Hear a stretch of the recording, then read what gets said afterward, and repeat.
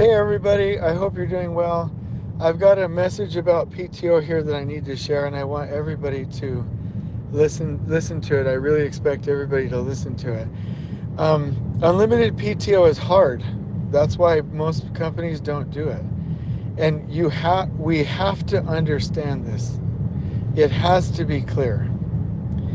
And so I'm going to explain it again, and I really want to head in a direction where we understand it so that one of these days it doesn't come down to, oh, now we don't have unlimited PTO. So I said it at boot camp. I mean that positively, not negatively. And now I'm going to say it again. We want you to take your PTO. If you put it on the calendar first part of the year, even changed it, told your team weeks ahead of time, and made a plan to cover your work, then the company will not try to cancel that. The company will not ask you to not take your PTO. Because the first time you scheduled on the calendar, if Carol was like, no, it's too many people on the team are gone, she would have told you right then and there. Okay? Then when you told your team 3 to 4 weeks ahead of time, with the current client's commitments, anybody who may have had a concern can bring it up. So once you've passed those two things, and then in this third piece is the key. You have to make a plan. You have to get coverage. You have to outline your tasks. And you have to get your job done. So if you put it on the calendar and Carol approved it, not a problem. You told your team 2 to 3 weeks ahead, hey, PTO is coming up. If you don't plan and make and find a way to get it done without hurting your team, then that's essentially just chucking it over the wall at Carol, chucking it over the wall at your pod, or chucking it over the wall at whoever you're having cover for you. It's not right. It is a 3-part process. Take your PTO, take as much of it as you want. Schedule it in the beginning of the year. Adjust it if you need to. That's step 1. Step 2 is, as you approach it, notify your team. Hey team, we're 2 to 3 weeks out. We need to start making plans, detailed plans. The big plan is already covered. We need to start making detailed plans. But step 3 is you list everything out, you make assignments, you get coverage, and you make sure that your team is not overburdened. Step 3 is key. Now, I'd like to say something like, if you don't get step 3 done, then don't take your PTO. And I actually feel that way. Meaning when I used to work at Hensel Phelps and DPR, and I was only allowed to take a week or 2 weeks.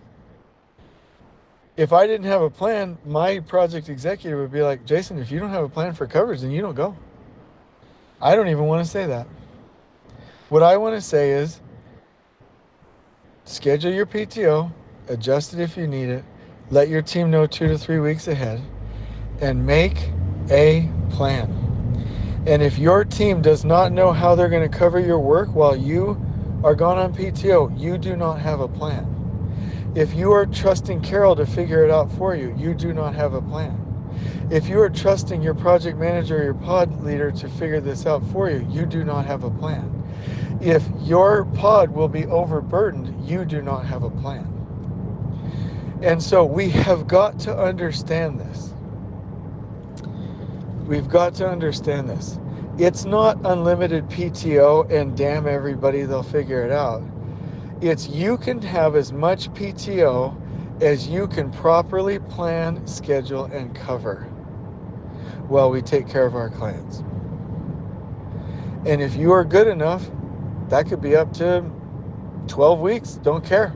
It could be 5 weeks, it could be 3 weeks. It could be 32 days. Let me say this as an example. Kevin has like 30-something days or whatever, it's crazy. I never get calls that he doesn't have coverage. I never get a call from anybody's team that he left them hanging. We know exactly what's going on when he takes it. Everything is covered and taken care of for the clients. And he is taking currently 32 days. Do the same thing, but schedule it and adjust it.